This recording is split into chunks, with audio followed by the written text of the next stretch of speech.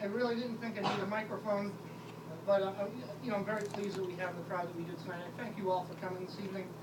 I'm going to try to speak as loud as I can. I really don't have the greatest of voices, but I'm going to do my best. First, I would like to introduce some of our dignitaries that are here that took the time out of their busy schedule. We have our state committee woman, Jane Sturgis. The chairman of the Republican Party of Charlotte County, Mr. Bill Folke. Our Charlotte County tax collector, Vicki Potts, was here briefly. She's still here. And my good friend, County Commissioner Stephen R. Dutch. Before I get started, I'd like to thank Dr. Asparilla for lending us this hotel this evening. Dr. Asparilla has been a very strong supporter of my candidacy from the get-go. And he's done a lot to help get me started with the campaign. He's opened up a lot of doors. So Dr. Asparilla, thank you very much. And lastly, I would like to introduce my wife, Kimberly. She's here sitting down. She puts up with the campaigning. I'm not too sure she understands what it all entails, but she's coming to learn real quick. And the lady at the front, Susie Hackett, she's my campaign treasurer.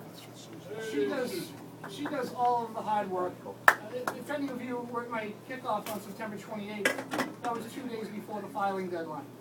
And Susie had to do a little bit too much in such a short period of time. So I appreciate that, Susie, and I appreciate all the work you're doing for our campus. Now I see a county commission candidate, Doug Tucker, is here. And former county commissioner, Mr. Frank Weichel. And airport authority candidate, Mr. Paul Andrews. Well, ladies and gentlemen, a great deal has changed since the last time several of us met 2 months ago at my campaign kickoff. As many of you know, Frank Deswin has decided not to run for re-election, and he is going to retire. What that has done is that shortened up this campaign by 3 months, and we now have a Republican primary. I'm not one to want to discuss my opponents, especially this early, but I feel I have a need to. I need to discuss what's going on with the candidacy of my opponent. My opponent is a lifelong Democrat who is a longtime personal friend of Frank Deswin.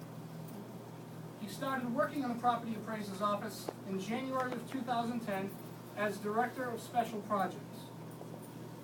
Just 3 months later, after it was determined by him and Frank that he would become the heir apparent to the property appraiser's office should Frank retire, my opponent decides to switch parties and become a Republican. That's just not ethical to me.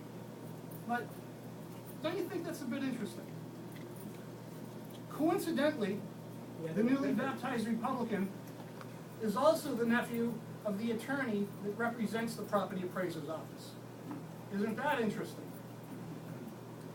And now, just 2 weeks before Frank Deswin announces retirement, that Director of Special Projects accepts a newly created position as Chief Deputy.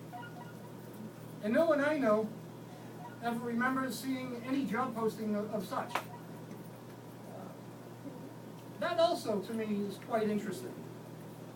My question is, why would a lifelong Democrat who is working for a Democrat incumbent all of a sudden have an epiphany 3 months into his employment to switch political parties? Well, that answer is quite simple, my friends. That Democrat incumbent is looking to use the Republican Party as a stepping stool.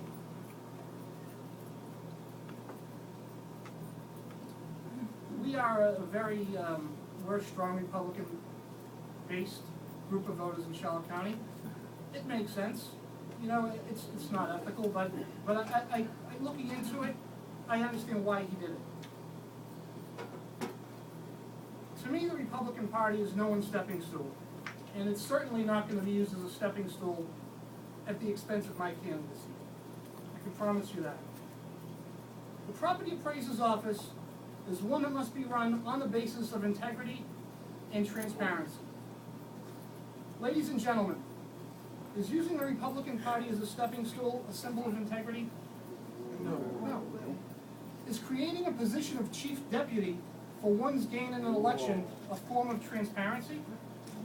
No. This position, as I've stated before, is about being a seasoned administrator, a proven people person, a leader, and a public servant. This position is about being accountable to the residents of Charlotte County, and I promise my administration will have the right people surrounding me as property appraiser.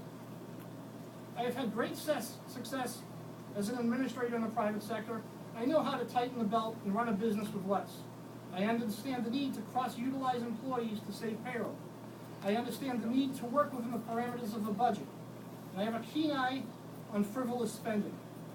And quite honestly, one of the issues that I have is I'm not too sure, with the exception of trim notices coming out that month following in the homestead exemption filing period, I'm not too sure that we need 3 property appraisers' offices open 5 days a week. Friends, these are tough times for all of us. Government desperately needs to find a way to tighten its belt. There's no way around it. We have to do more with less. In my experience running businesses in the private sector during these economic times give me the experience needed in the property appraiser's office. My experience as a community leader through my involvements in Charlotte County give me a good grasp on the needs of our county. My prior experience as an elected official provided me with the opportunity to demonstrate my ability to be a servant of the public. These are just a few of the many things that set me apart and make me the candidate of choice. During the campaign trail, you get to meet a lot of people, and you get to hear a lot of issues. I've heard far too many issues, and far too many to mention here this evening, but I'd like to bring a few to your attention. The Walgreens on Toledo Blade, they're going to soon be auctioning off their site for a future store at the southeast corner of